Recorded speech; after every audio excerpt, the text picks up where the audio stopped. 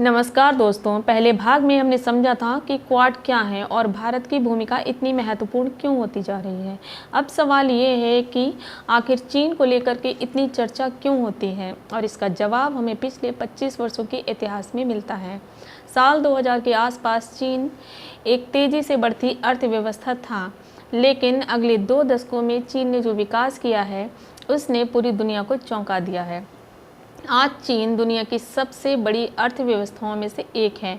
उसके पास विशाल विनिर्माण क्षमता है, आधुनिक सैन्य शक्ति है और दुनिया के कई क्षेत्रों में उसका आर्थिक प्रभाव लगातार बढ़ रहा है। लेकिन चीन की महत्वाकांक्षा केवल आर्थिक महाशक्ति बनने तक ही सीमित नहीं है और विशेषज्ञों का मानना है कि चीन एशिया में अपना रणनीतिक प्रभाव भी बढ़ाना चाहता है। और यही कारण है कि चीन ने वेस्ट एंड रोड इनिशिएटिव यानी VRI जैसी परियोजनाएं भी शुरू की, और इस परियोजना के माध्यम से चीन एशिया, अफ्रीका और यूरोप के कई देशों में सड़क, रेल, बंदरगाह और अन्य बुनियादी ढांचे का निर्माण कर रहा है।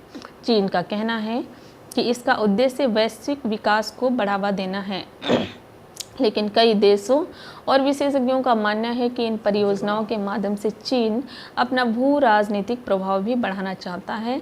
और श्रीलंका के हम्बनटोटा बंदरगाह का उदाहरण अक्सर ही इस बारे में दिया जाता है। तो आलोचकों का कहना है कि आर्थिक निवेश धीरे धीरे रणनीतिक प्रभाव में बदल सकता है। अब भारत इस पूरे परिदृश्य को कैसे देखता है, और भारत का दृष्टिकोण इसके बारे में काफ़ी अलग है। भारत का मानना है कि क्षेत्रीय सहयोग आवश्यक है, लेकिन किसी भी देश की संप्रभुता और स्वतंत्र निर्णय लेने की क्षमता प्रभावित नहीं होनी चाहिए। और यही कारण है कि भारत ने कई अवसरों पर कनेक्टिविटी परियोजनाओं का समर्थन भी किया है, लेकिन साथ ही पारदर्शिता और राष्ट्रीय संप्रभुता की बात भी उठाई है। अब आते हैं कि भारत की बढ़ती ताकत पर। पिछले कुछ वर्षों में भारत ने कई क्षेत्रों में उल्लेखनीय प्रगति की है।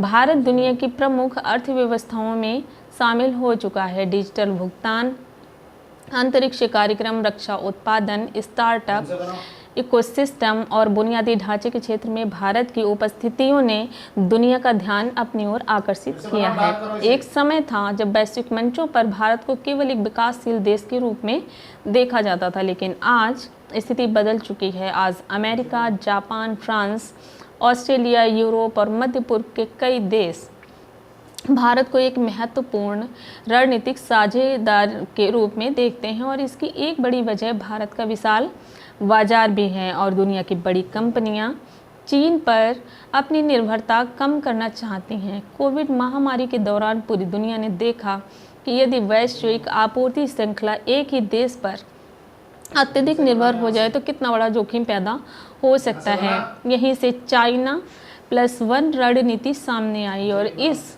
रणनीति का अर्थ है कि कंपनियां चीन के अलावा किसी दूसरे देश में भी उत्पादन क्षमता विकसित करें। भारत इस रणनीति का सबसे बड़ा लाभार्थी बनने की कोशिश कर रहा है। अब बात करते हैं सैन्य शक्ति की। भारत लगातार अपनी रक्षा क्षमताओं को मजबूत कर रहा है। स्वदेशी रक्षा उत्पादन पर जोर दिया जा रहा है, और मिसाइल तकनीक, नौसेना की क्षमता, वायुसेना का आधुनिकीकरण और अंतरिक्ष आधारित सुरक्षा प्रणालियां भारत की रणनीतिक क्षमता को बढ़ा रही हैं। और विशेष रूप से हिंद महासागर क्षेत्र में भारत की उपस्थिति लगातार मजबूत हो रही है। यही वह क्षेत्र है जिसे चीन भी अत्यंत महत्वपूर्ण मानता है। यदि हम मानचित्र देखें तो पाएंगे कि पश्चिम एशिया से निकलने वाला तेल और गैस का बड़ा हिस्सा समुद्री मार्गों के माध्यम से एशिया तक पहुंचता है।